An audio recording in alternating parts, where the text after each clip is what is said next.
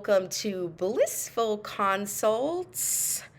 I have a question from Noelle in Massachusetts. I keep hearing people talk about this idea of self care. Magazine articles, blog posts, it is everywhere. My job even hired someone to talk to us about self care during a professional development day. I'm a bank teller. The whole thing seems self indulgent, but I am also self conscious that maybe I'm missing something. Is self care a gimmick, or is this something I should be doing? If yes, where should a newbie start?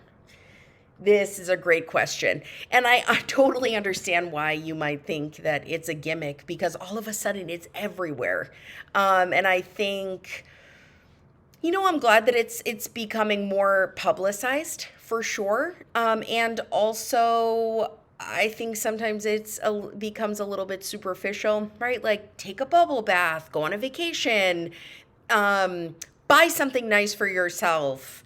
These are all things that I think, if you're not doing some of the more foundational elements of self care, it can feel a little bit superficial and self indulgent. So, what I would suggest if you're new to self care is to really think about your absolute basic survival needs. So, thinking about water, food, sleep, um, your morning and nighttime routine. So, these would be what I would consider the staple, fundamental parts of your life. So, like, going for a facial when you're only sleeping 4 hours a night and you're not eating throughout the day and you're not drinking water is going to feel like it's not going to feel like congruent self-care. It'll feel like, okay, I randomly did this and I guess I felt good for those few minutes, but I still feel like I don't feel great the rest of my life. Yes, that makes sense, because we have to really get that foundation first. So I always say to people when they're first starting with self-care is to focus number one on sleep. Sleep is one of our biggest mood regulators. And, a lot of people want to, I have noticed this, so many people want to focus on the morning routine first. They want to get up, they want to eat a great breakfast, they want to exercise. And I think that's absolutely wonderful. Morning routines are integral, but a morning routine does not work if you don't have a nighttime routine.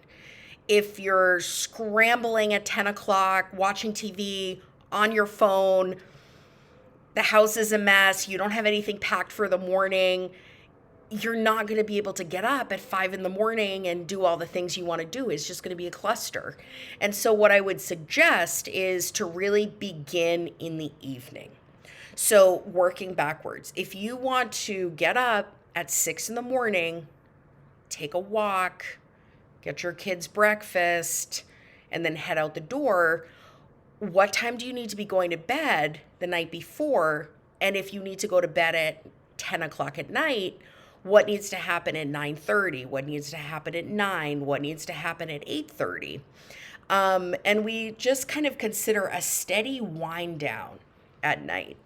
A lot of people that I work with who have anxiety are revved up before they go to bed and then can't shut it off, can't shut their mind off, can't get their to-do list out of their head.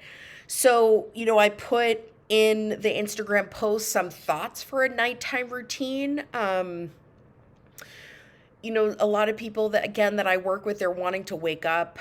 If people have to be to work by 8, they're kind of wanting to wake up like 5:30. And that can be, that's early. And so a lot has to shift in their evening so they can get up at that time. So I would say if you're wanting to get up around 5:30, you're going to need to be in bed at around 9. So you're actually sleeping at 9:30. That means around 8, it's the time when cell phone goes away. You start turning the lights off, might get a cup of tea, and you're just kind of winding down. So think about if you're wanting a child to go to sleep. What would you wouldn't be having them run around the house, eating, doing whatever they're doing. You would just like wind them down. So, It's always such a tender thing because when I work with people on bedtime routines, there's an element of reparenting. Like you have to parent yourself in getting to bed, going to sleep. So those small things, having a nice bed, maybe putting on a heating blanket. So by the time it's 8:45 and you're prepping yourself, I need to brush my teeth, I'm going to get into bed, it's a little bit of a more natural rhythm. So that would be my first suggestion. Noel, since you're brand new to self-care, start with your evening routine so then you can, when that's down pat, you will then naturally move into a nice morning routine that feels good.